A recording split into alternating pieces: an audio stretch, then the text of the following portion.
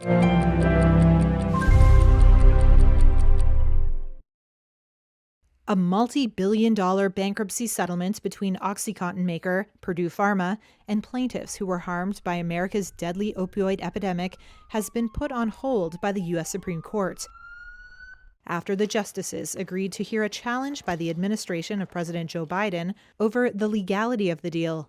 The decision marks a new twist in the years-long battle over compensation for victims of the opioid crisis. The justices said they will now hold oral arguments in December, leaving payments designated for states, hospitals, and opioid victims in limbo.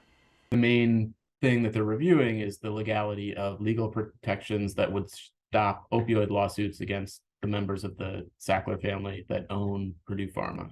Reuters U.S. bankruptcy reporter Dietrich Knaut. The purpose of bankruptcy law is to protect debtors who are overwhelmed and who need a fresh start in many ways. Going to get that legal protection in exchange for a monetary payment. From the Department of Justice's point of view, and I say the Department of Justice in this context, I mean the Office of the U.S. Trustee, which is the DOJ's bankruptcy watchdog.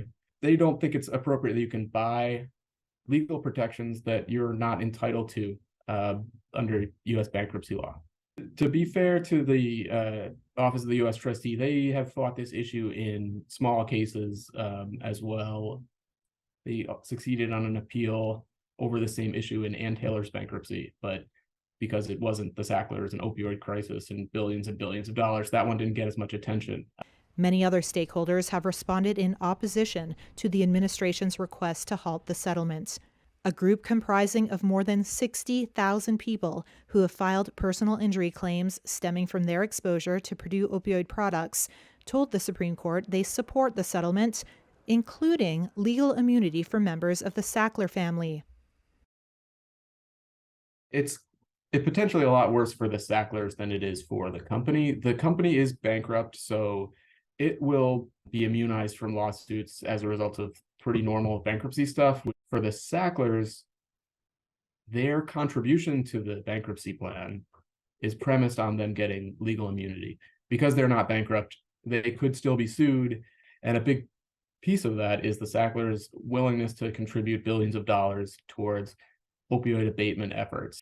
So whether they'd be willing to kick in billions of dollars without the kinds of legal protections that are in the current deal, it remains to be seen. They've said all along that ending the lawsuits is their priority, and that is what they bargained for in exchange for the current deal, which would give $5.5 to $6 billion of their money back towards the settlement package that Purdue has negotiated with all of the stakeholders.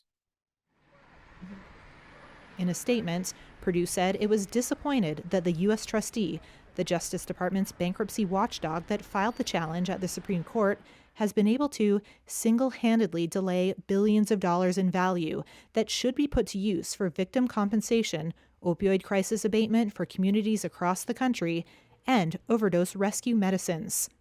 In a court filing, the administration told the Supreme Court that Purdue's settlement is an abuse of bankruptcy protections meant for debtors in financial distress, not people like the Sacklers.